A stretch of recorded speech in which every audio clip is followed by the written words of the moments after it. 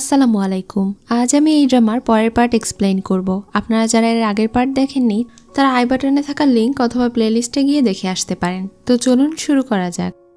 এপিসোডের শুরুতেই দেখানো হয় ইউ আর তার বোনের সঙ্গে দেখা করতে গিয়েছে। সে জিউয়ের কাছে 1000 স্বর্ণমুদ্রা ধার চায়। জিউ তাকে এত বড় অ্যামাউন্টের টাকা দিতে চাইছিল না আর বলছিল, আর তুমি যে এটা আমাকে ফিরিয়ে দেবে তার কি ভরসা। তখন ইউ আর তাকে বলে, আমার হাজবেন্ড যদি এক্সামে পাশ হয়ে যায় তাহলে তোমাকে এই 1000-এর সাথে আরো 1000 স্বর্ণমুদ্রা আমি গিফট করে দেব।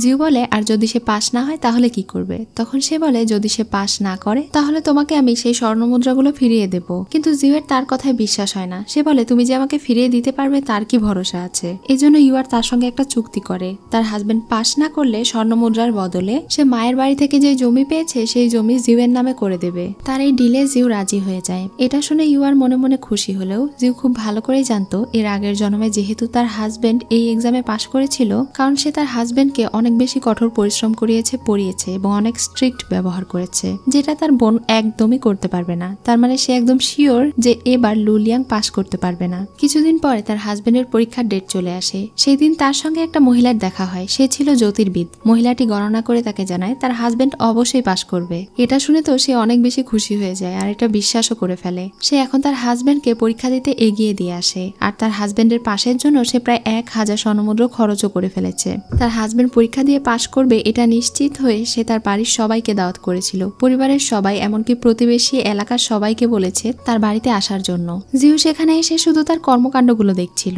ইউ আর এখানে বাবা মায়ের সঙ্গে জিউকে অনেক ছোট করে কথা বলে আর তার সৎমা তো তাকে অপমান করে, কিন্তু এসব কিছু তার গায়ে লাগে না, কারণ সে জানে একটু পরে কি হতে চলেছে। সে চুনমেইকে বলে তার কাজ শুরু করতে। তখন চুনমেই সেই পরীক্ষার গার্ডকে গিয়ে সবকিছু বলে দেয়। পরীক্ষার গার্ড যখন টিচারের কাছে গিয়ে এই সবকিছু জানায় তখন তিনি অনেক রেগে যান। তিনি জানতে পেরেছেন কেউ একজন এখানে নকল নিয়ে এসেছে। এজন্য তিনি সেখানে থাকা সমস্ত পরীক্ষার্থীদেরকে চেক করতে শুরু করেন। লুলিয়াং তখন সবার সামনে ধরা পড়ে যায়। গার্ড তাকে ধরে যখন প্রাসাদে নিয়ে আসে তখন ইউ আর বাকি সবাই এসব কিছু জানতে পেরে তো ইউ আর এর নাক কাটা যায়। লজ্জায় রানীমা এবং তার পরিবারের সবাই সেখানে থেকে চলে যায়। তখন আমরা জানতে পারি ইউ আর এর সঙ্গে যে জ্যোতিষ মেয়েটির দেখা হয়েছিল সেটা জিউ ঠিক করেছিল, কারণ সে চাইছিল ইউ আর কে একটু ওপরে তুলতে আর তারপরে তার অহংকার নষ্ট করে দিতে। যাই হোক, তার এমন আচরণের কারণে রানীমা তার উপরে ভীষণ রেগে যায় আর তাকে শাসন করে, ভবিষ্যতে এমন কোনো কিছু করতে বারণ করে দেয়। পরদিন সকালে রাজদরবার থেকে তাদের প্রাসাদে খবর পাঠানো হয় যে জিং রাজদরবারে চাকরি পেয়েছে। সে হাই অফিসিয়াল হয়ে গিয়েছে। এটা শুনে তো ইউ আর রানীমা অনেক অবাক হয়ে যায়। তখনই সেখানে জিং আসে আর বলে,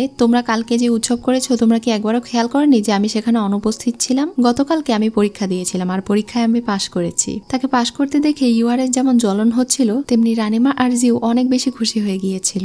ইউ আর তখন জিউকে বলে, তোমরা নিশ্চয়ই চিটিং করেছো, নয়তো সে কিভাবে পাশ করলো? আমার হাজবেন্ডের পাশ করার কথা ছিল। তখন জিউ তাকে ধার নেওয়া 1000 স্বর্ণমুদ্রার কথা মনে করিয়ে দেয়। এটা শুনে তো সে ভীষণ রেগে যায়। রুমে গিয়ে সে তার হাজবেন্ড লুলিয়াংকে এই বিষয়টা জানায় আর বলে, তোমার মতো অপদার্থকে বিয়ে না করে জিংকে বিয়ে করলেই ভালো ছিল। এটা শুনে তার হাজবেন্ড রেগে গিয়ে তারা দুজন মারামারি শুরু করে দেয়। তখনই তার হাজবেন্ড তাকে ধাক্কা দিলে ইউ আর পড়ে যায় আর সেখানেই তার মিসক্যারেজ হয়ে যায়।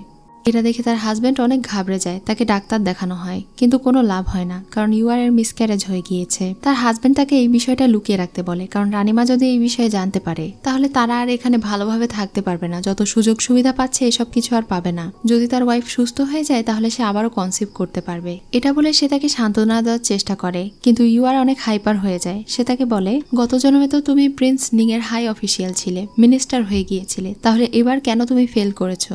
এটা শুনে তার হাজবেন্ডের চোখ চকচক করে ওঠে। সে বলে, তুমি যা বলেছো এসব কিছু সত্যি? তখন সে বলে, হ্যাঁ। তখন সে তাকে জড়িয়ে ধরার মনে মনে ভাবতে থাকে যদি তাই হয় তাহলে প্রিন্স নিং এর সঙ্গে বন্ধুত্ব করলে নিশ্চয়ই সে একটা হাই অফিসিয়াল হওয়ার সুযোগ পাবে। এজন্য পরদিন সকালেই সে প্রিন্স নিং এর শরণাপন্ন হয়। কিন্তু প্রিন্স নিং এত সহজে তাকে নিজের কাছে আসতে দেয় না। সে যে আসলেই বিশ্বস্ত এটা প্রমাণ করার জন্য সে তাকে অনেকগুলো কাজ দেয়। যদি সে তার কাছে বিশ্বস্ততা প্রমাণ করতে পারে তবেই সে তাকে নিজের হাই অফিসিয়াল বানাবে, আর যদি না পারে তাহলে তার গর্দান যাবে। এটা শুনে তো লুলিয়াং খুশি হয় আবার ভয়ও পায়। এদিকে জিং জানতে পারে প্রিন্স লিং এর লোকেরা কোনো একটা অনৈতিক কাজের জন্য নিজেদেরকে প্রস্তুত করছে। যেহেতু সে এখন হাই অফিসিয়াল হয়ে গিয়েছে এজন্য সে প্রিন্স লিং এর প্রতিদ্বন্দ্বী হয়ে গিয়েছে আর এই বিষয়গুলো তার খেয়াল রাখতে হচ্ছে। পরদিন সকালে জিউকে একজন সার্ভেন্ট এসে বলে তার হাজবেন্ড অনেক অসুস্থ, সে তার কাছে থেকে ছুটি চায়। তখনই জিউয়ের মনে পড়ে যে সেই দিন কাছে এগিয়ে এসেছে, কারণ গত জন্মে সামনের মাসে প্লেগ এই গ্রামে মহামারী ছড়িয়ে দেবে। এদিকে সন্ধ্যায় যখন ইউ আর ঘুরে বেড়াচ্ছিল তখনই সে দেখতে পায় এখানে সেখানে অনেক পরিমাণে মেডিসিন তৈরি করা হচ্ছে। তখনই সে খেয়াল করে এগুলো তো প্লেগের মেডিসিন, আর এগুলো যেহেতু জিউ বানাচ্ছে তার মানে গত জন্ম সম্পর্কে সে অবগত আছে, তার মানে সে এতদিন অ্যাক্টিং করছিল।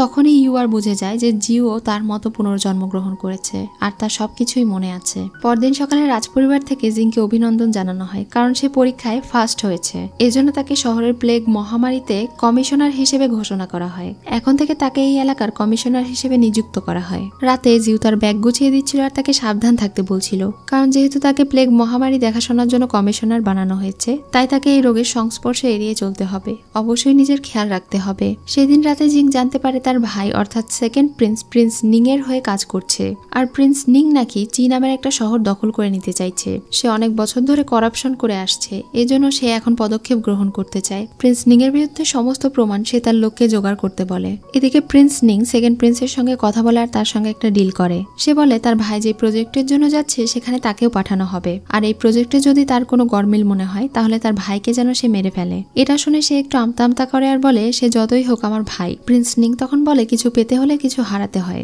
যদি তুমি হাই অফিসিয়াল হতে চাও তাহলে তাকে মারতে হবে। তুমি যদি তাকে মারতে পারো তাহলে ভাববো তুমি আমার বিশ্বস্ত, আর তোমাকে আমি হাই অফিসিয়াল বানিয়ে দেব। আর যদি না পারো তাহলে এসব কিছু ভুলে যাও। এটা শুনে সে রাজি হয়ে যায়, আর পরদিন সকালে প্রিন্স নিং তাকে তার ভাইয়ের সঙ্গে পাঠিয়ে দেয়। জিং যেহেতু বেশ কয়েকদিনের জন্য দূরে শহরে চলে যাচ্ছিল, এজন্য জিউ তাকে জড়িয়ে ধরে তাকে বলে সে তাকে অনেক মিস করবে আর নিজের খেয়াল রাখতে। তখন তার হাজবেন্ড তার কাছে থেকে বিদায় নিয়ে চলে যায়। সেখানে ইউয়ার আসে। সে তাকে আবারও আজে বাজে কথা বললে জিউ তাকে মনে করিয়ে দেয় যে সে এখনো তার কাছে থেকে 1000 স্বর্ণমুদ্রা পায়। যেহেতু আর মাত্র 20 দিন বাকি আছে, সেটা সে কবে পরিশোধ করবে এটা নিয়ে ভাবতে বলে, আর সেখানে থেকে চলে যায়। তখন ইউয়ার বলে যেহেতু তুমিও পুনরায় জন্মগ্রহণ করেছো আর আমিও, দেখা যাক এই জন্মে কে জিততে পারে। এজন্য পরদিন সকালেই সে তার মায়ের সঙ্গে গিয়ে দেখা করে, তার মাকে সবকিছু জানায় এবং বলে বাজারের উপরে তার বাবার যে দোকানগুলো আছে সেগুলোর দলিল তাকে দিতে, সেগুলো বন্ধক রেখে সে কিছু টাকা নেবে আর তার বোনকে ফাঁসাবে। তার মা এটা করতে চাইছিল না। তখন সে তার মাকে আশ্বস্ত করে আর বলে সে অবশ্যই এটা তাকে ফিরিয়ে দেবে। এরপরে সে ওই দোকান সহ জমির কাগজগুলো নিয়ে গিয়ে একটা লোন নেয়, আর লোনের পেপারসে সে তার বোন জিউয়ের সিল লাগিয়ে দেয়। এরপরে সে 37,000 টাকা নিয়ে সেখানে থেকে চলে যায়। এদিকে জিং যখন প্লেগ রোগীদের জন্য কাজ করছিল, তখন তার ভাইয়ের উপরে তার একটু সন্দেহ হয়। তার ভাই সিক্রেটলি নিং এর সেই লোকদের সঙ্গে কাজ করছিল। সে নিং এর একজন প্রহরীকে বলে রাতে যেন সে গিয়ে জিং এর রাখা সেই প্লেগের সমস্ত ঔষধ নষ্ট করে দেয়। এজন্য সেই দিন রাতে প্রহরী যখন সেই সব ঔষধ নষ্ট করতে যায়, তখনই জিং এবং তার সাথী এসে তাদেরকে ধরে ফেলে। এদিকে ইউয়ার জিউকে ফাঁসানোর জন্য যে নকল সিল ব্যবহার করেছিল সেটা ধরা পড়ে যায়। জিউ তার ঘর থেকে সেই সিল খুঁজে পায়, এমনকি সে তাকে বলে এটা আসলে নকল সিল, তার আসল সিল তো সিলভারের তৈরি। তাই সে তাকে যেভাবে ফাঁসানোর চেষ্টা করেছে সেইটাতে সে নিজেই ফাঁসলো। সে তার কাছে থাকা সেই ডিপোজিটের স্লিপ কেড়ে নেয়, এমনকি তার ঘরে যেসব ভ্যালুয়েবল মূল্যবান জিনিসগুলো আছে সেই সবকিছু সে নিয়ে চলে যায়, কারণ সে তার কাছে থেকে 1000 স্বর্ণমুদ্রা পায়। এই সবকিছু দেখে ইউয়ারের মাথা ঘুরে ওঠে আর সে ওখানে অজ্ঞান হওয়ার ভান করে। জিউ চলে যাওয়ার পরে সে ভাবতে থাকে সে যতই যাই করুক না কেন জিউকে কেন সে হারাতে পারছে না। পরদিন সকালে তার বাবা মা তাদের বাড়িতে বেড়াতে আসে। ইউয়ারের মা যখন এসব কিছু জানতে পারে তখন জিউকে ডেকে নিয়ে আসে। ইউয়ার তো সমস্ত দোষ জিউয়ের উপরে দিয়ে দিচ্ছিল, বলছিল তার টাকা পয়সা সব জিউ কেড়ে নিয়েছে। এটা শুনে যখন তারা তাকে অপমান করতে শুরু করে তখন জিও কান্নার অ্যাক্টিং করে আর তার বাবাকে সবকিছু বলে দেয় যে কিভাবে তার মা আর তার বোন তার সমস্ত দোকানগুলো বন্ধক রেখে টাকা খেয়ে ফেলেছে। এটা শুনে তো তার বাবা ভীষণ রেগে যায়, তার মাকে চড় মারে আর সেখানে থেকে চলে যায়। মানে ইউয়ারের চাল আবারও তার উপরেই ভারী পড়ে গেল। এদিকে প্রিন্স জিংকে দেখি তার ভাই তার সঙ্গে বসে খাবার খাচ্ছিল। তখনই সেখানে একজন মন্ত্রী আসে আর তাকে অনেকগুলো টাকা পয়সা অফার করে বলে সে যেন তাকে সেই প্লেগের ঔষধের সিক্রেট রেসিপি বলে দেয়, কিন্তু সে তাকে দেয় না আর এই অফার রিফিউজ করে দেয়। এই সবকিছু দেখে লুলিয়াং মনে মনে ভাবছিল আজকে যদি সে পরীক্ষায় পাশ করতে পারতো তাহলে আজকে এই জায়গায় সে থাকতো আর অনেক টাকা পয়সা কামাতে পারতো। সেই দিন রাতে জিং এর কাছে একজনের খবর আসে, সে একজনকে খোঁজার জন্য পাহাড়ে চলে যায়। এই সুযোগে লুলিয়াং সেই মন্ত্রীর সঙ্গে ডিল করে আর বলে এই সব টাকা তাকে দিয়ে দিতে, আর এর বদলে সে প্রিন্স জিংকে মেরে ফেলবে আর তার সব সিক্রেট রেসিপি সে তাকে দিয়ে দেবে। তখন সেই লোকটা রাজি হয়ে যায়। জিং যখন জঙ্গলে যায় জড়িবুটি খুঁজতে আর সেই লোকটাকে খুঁজতে, তখনই কেউ তাদের দিকে তীর ছুঁড়ে মারে আর সে পা পিছলে পড়ে যায়। এদিকে লুলিয়াং বসে বসে ড্রিঙ্কস করছিল আর বলছিল বড় ভাই আমাকে মাফ করে দিও। অন্যদিকে জিউয়েরও ঘুম ভেঙে যায়, তার মন কেন যেন কু ডেকে ওঠে। পরদিন সকালে লুলিয়াংকে সব গার্ডরা এসে বলে জিংকে কোথাও খুঁজে পাওয়া যাচ্ছে না। জঙ্গলে তারা এই রক্তাক্ত স্কারলেট খুঁজে পেয়েছে। লুলিয়াং বলে এটা তো আমার ভাইয়ের স্কারলেট, এটা তার ওয়াইফ তাকে দিয়েছিল। এসব কিছু বলে সে কান্নার ভান করে। এরপর সবাই চলে গেলে সে ওই সব টাকা পয়সা আত্মসাৎ করে নেয়। এদিকে জিউ যখন হোটেলে যায় দেখতে পায় হোটেলে কেউ নেই, সেখানে প্রিন্স নিং ছিল। সে জিউকে ডেকে পাঠিয়েছে। তাকে দেখে জিউ মনে মনে ভাবছিল এই জন্মেও সে আবার আমাকে হ্যারাসমেন্ট করার জন্য ডেকেছে। গতবারও সে আমাকে অনেক বেশি জ্বালিয়েছিল। এসব কিছু ভেবে সে প্রিন্স নিং এর কাছে যায়। প্রিন্স নিং এখানে তাকে জানায় তার হাজবেন্ড যে মিশনে গিয়েছিল সেখানে সে মারা গিয়েছে। এটা শুনে প্রথমে তার কষ্ট হলেও এরপরে সে বলে এসব উল্টোপাল্টা কথা আমাকে বলবেন না, আমার বিশ্বাস তার কিচ্ছু হয়নি। কিন্তু প্রিন্স নিং তার সঙ্গে ফ্লার্ট করে বলে তুমি বিবাহিত, তাতে আমার কোনো কিছু যায় আসে না, তুমি চাইলে আমি তোমার খেয়াল রাখতে পারি। জিউ তখন তাকে ইগনোর করে সেখানে থেকে চলে যাচ্ছিল। তখনই চুনমেই এসে তাকে জানায় লুলিয়াং শহর থেকে ফিরে এসেছে আর তার হাজবেন্ডের খবর নিয়ে এসেছে। যখন সে তার সঙ্গে গিয়ে দেখা করে তখন সে তার হাজবেন্ডের রক্তাক্ত স্কারলেট তাকে দেয়, যেটা যাওয়ার সময় সে তার হাজবেন্ডকে গিফট করেছিল। লুলিয়াং এখানে তাকে কনফার্ম করে যে তার হাজবেন্ডকে কোথাও খুঁজে পাওয়া যাচ্ছে না, তার হাজবেন্ড মারা গিয়েছে। এটা শুনে তার একদমই বিশ্বাস হচ্ছিল না, কারণ গত জন্মে তো জিং এই মিশনে গিয়ে একদম ভালোভাবে ফিরে এসেছিল, তাহলে এবার কি হলো।